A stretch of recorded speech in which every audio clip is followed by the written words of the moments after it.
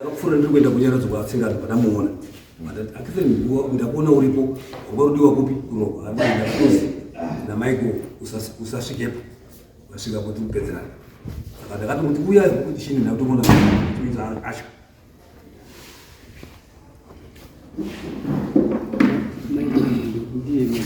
Sorry, Chamamiri. Sorry, what are you? And Zita. Zita Mike.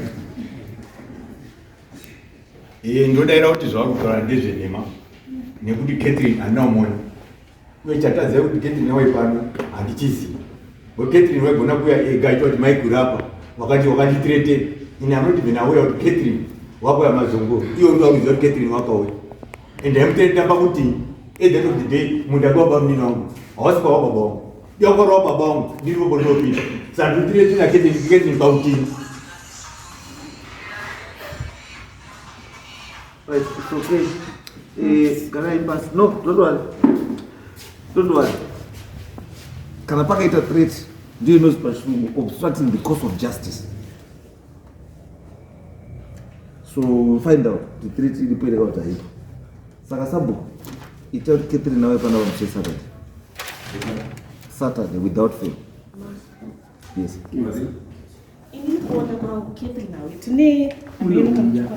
Tine namba dzake zvekutoti kana zvichita kumufonera namba motarisa kueke question dzake takatsvaga namba dzake if possible momufonera moita confirm to do namba here dzake right, but this is what we are saying. Yes. Sabu chiita izvo for now ka kuti chimfonera ngachifonerwe imimi mochuya panapa Saturday without fail. We never take close and face. What's the reason why I got Catherine away now? I don't see close in any house. But the about that way tomorrow, I check one suit, but I'm not asked to imagine. Which if I was to tell them room what is issue and like a 13, then we proceed. Yes.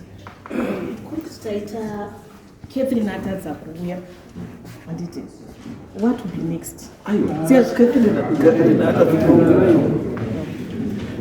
kana mutotaura nyaya dzamutotaura kuti Catherine ndizvaataura kana akatozvitaura uku akazvitaura uku akazvitaura uku there is no way yaanotadza chiuka uyu ataura maigwe kuti ine anobva ndathreatenayo Catherine anditi so tinoda tizoziva kuti akathreatenwa kana asiri Catherine ndiya andikamona yacho pairi because already we cannot proceed because we are not already threatened.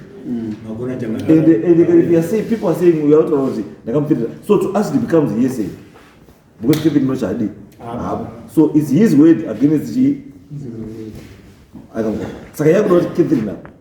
Michael, Catherine no still wish to and not kuya because of, and then we proceed. Those answers.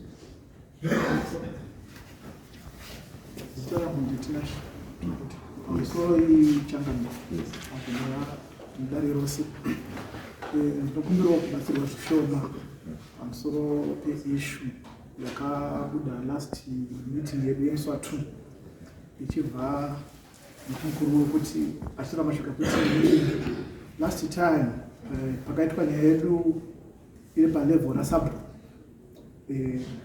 takamuthreatena pakatarika mashoko epfuti. I'm sorry, Mama. Akanza akathreaten is not you.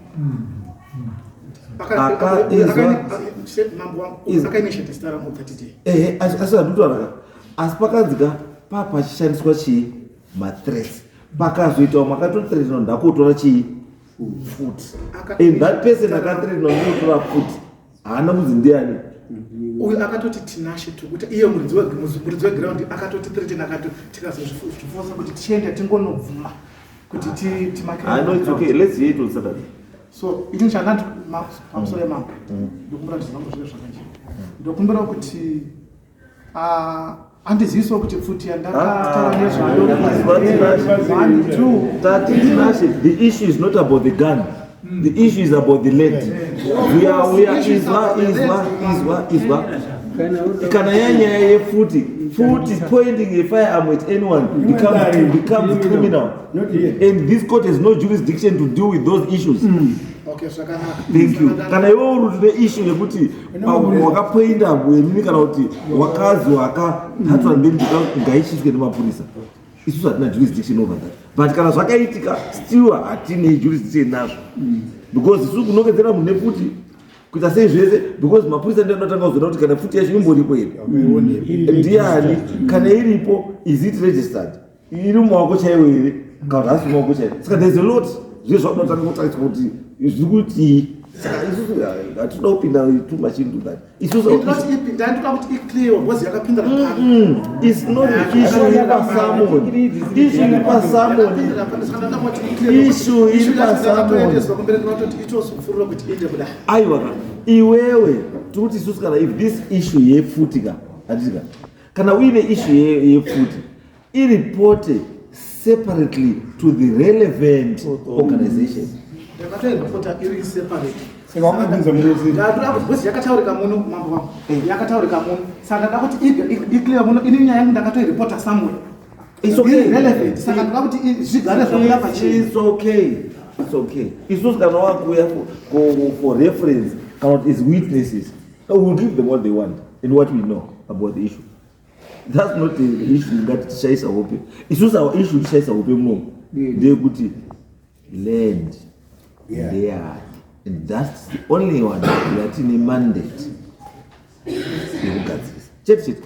And let's meet on Friday. And Saturday.